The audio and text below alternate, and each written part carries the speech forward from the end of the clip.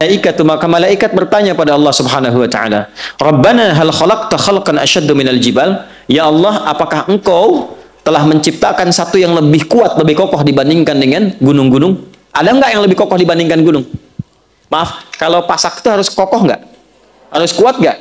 Nah, maka Allah menjadikan gunung itu kuat, kokoh. Lalu malaikat bertanya, "Ya Allah," sebagai adab, "Ya Allah, apakah ada makhluk yang lebih kokoh, lebih kuat dibandingkan dengan gunung?" Ya. Qala na'am, maka Allah menjawab, "Ya, al-hadid," besi. Besi dari segi kekuatannya maksudnya. Kemudian faqalatil malaikah, malaikat bertanya lagi, "Rabbana la khalaqta khalqan ashadda minal hadid?" Ya Allah, apakah Engkau pernah mencipta ya satu yang lebih kuat dibandingkan dengan besi? Qala na'am, ya, an-nar, api. Baik ya, api lebih kuat dibandingkan dengan apa? Besi. Teruskan, nanti ada sesuatu yang penting. Rabbana, diteruskan lagi, Rabbana hal khalaqta khalqan ashaddu minan nar? Ya Allah, apakah Engkau mencipta juga yang lebih kuat dibandingkan dengan api? Qala na'am, ya, al-ma, aku ciptakan air. Makanya api kalah oleh apa? Air. Jadi kalau sedang ada tersengat panas, disiram pakai apa? Air. Kalau ada yang kepanasan, maka diteduhkan dengan apa? Air. Apa yang tercipta dari api? Setan, termasuk jin, kan? Maka orang-orang yang terprovokasi oleh jin, oleh setan, sehingga keluar amarah seperti api, wajahnya memerah, kata-katanya kotor seperti api, menyambar-nyambar, tangannya bereaksi seperti api, menyambar-nyambar, panas, melukai, menghantam. Ya, yang seperti, mohon maaf, dilukiskan di Quran surah ke-15 ayat 27. Wal janna khalaqnahu min naris min qablu min naris samum. Para jin kami ciptakan dari api yang menyambar-nyambar. Jadi kalau ada orang terprovokasi oleh was-was syaitan, alladzi yuwaswisu fi sudur jinnas, terprovokasi sampai berubah wajahnya memerah seperti api, merah. Ya, keluar kata-kata yang kotor, menyambar-nyambar, tangan, kaki bereaksi dan sebagainya, maka padamkan dengan air. Tenangkan dulu, posisikan. Api itu kan kalau ditundukkan, kalau kita turunkan posisinya, diturunkan. Api yang besar tuh, bawahnya kemudian kita korek-korek jadi turun kan? Ya kan? Makanya kalau berdiri kita Nabi duduk dulu. Kalau sedang marah dan keluar, duduk dulu. Supaya dengan posisi rendah itu lebih tenang. Jelas? Kalau enggak rebahan dulu. Turun dulu, turun. Kalau masih terbawa, setan masih provokasi, maka padamkan dengan air. Wudu. Wudu. Salat 2 rakaat. Supaya tenang. Karena salat itu menyatukan semua bentuk zikir. Doa ada di situ, istighfar ada di situ, tawakal ada di situ, sehingga ketika turun sujud lebih tenang keadaan dirinya, lebih tenang untuk mencerna. Itu yang salah satunya kita bisa ambil dari manfaat hadis ini. Teruskan. Ya Rabbana, Rabbana hal khalaqta khalqan ashaddu minal ma? Ya Allah, ada enggak yang lebih kuat dibandingkan dengan air? Qala na'am, Allah menjawab, ya, al-hawa, udara. Ya, udara.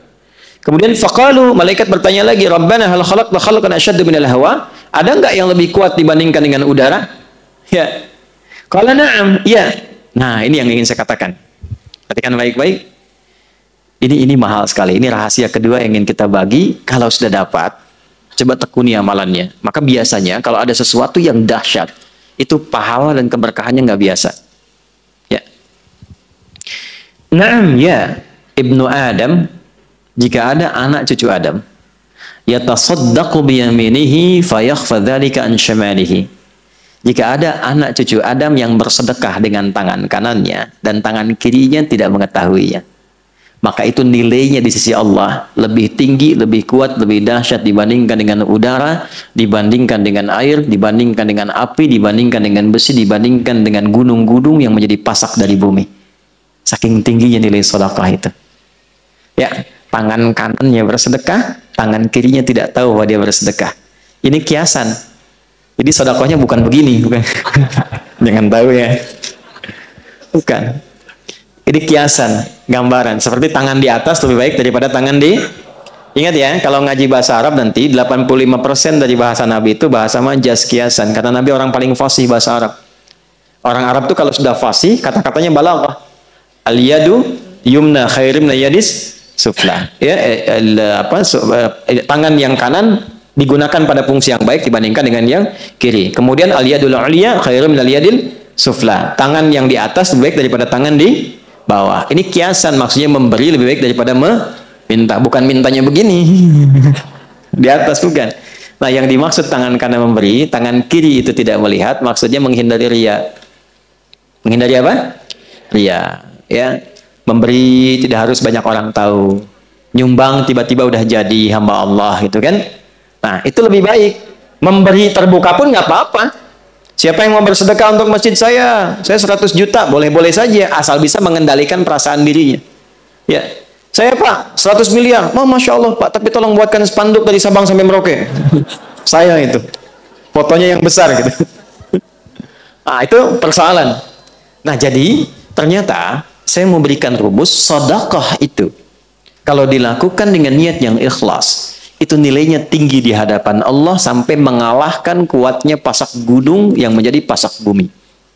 Kuatnya gunung yang menjadi pasak apa? Bumi. Ini bahasa kiasan. Maksudnya apa? Saking tinggi nilainya di sisi Allah, itu sampai mengalahkan kekuatan gunung sebagai pasak apa? Bumi. Makanya kalau ada orang bersedekah dengan bentuk harta, itu nilainya di dalam surah Al-Baqarah di ayat 261. Itu paling sedikit 700 kali lipat. Berapa? Paling sedikit ya, karena ayatnya suka dipotong sampai situ padahal belum selesai. Matsalul ladzina yunfiquna amwalahum fi sabilillahi kamatsali habbatin ambatat sab'a sanabil 7 fi kulli sumbulatin mi'atu habbah 100. 1 kali 7 kali 100. Berapa?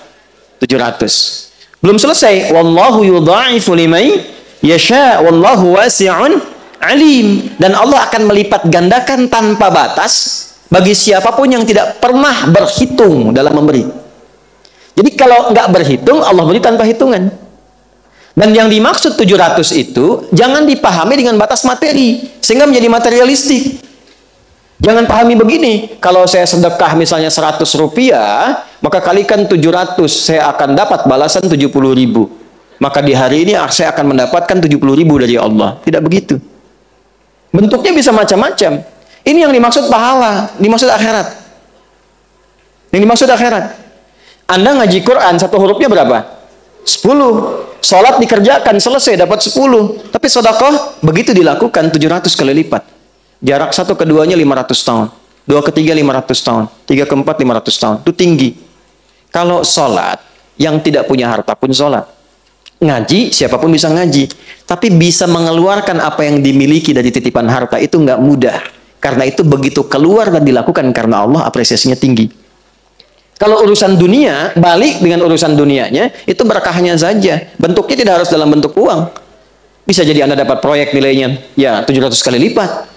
Bisa jadi Anda tidak sakit, terjaga dari sakit yang nilainya demikian. Bisa jadi. Tapi yang dimaksud di sini pahalanya. Jelas? Nah, jadi ketika berbicara tentang gunung, dalam hadis ditambahkan di tafsir ini, tafsirnya Ruhul Ma'ani, karya Syekh Al-Alusi. Ruhul Ma'ani. Ya.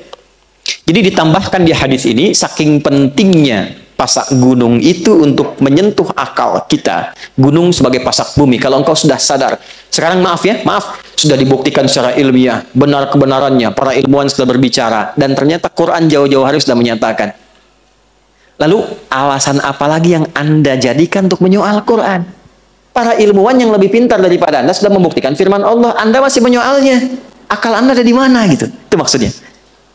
Ya, jadi kalau masih ada orang-orang sekarang yang iseng menyoal isi Quran, memotong-motong, ngambil, bicara tentang jilbab, bicara tentang ayat tahajud, bicara tentang masjid, potong-potong ayat tentang ini dan itu, memotong ayat tentang surga, bicara tentang neraka, ya, dipotong-potong dan sebagainya, dibalik tanya oleh Quran, hei, yang paling pintar aja sudah membenarkan apa yang Allah sampaikan. Ente yang kepintarannya nggak nyampe situ masih menyoal, otaknya masih ada nggak? Jangan dipotong videonya ya. Ya, itu maksudnya. Jelas?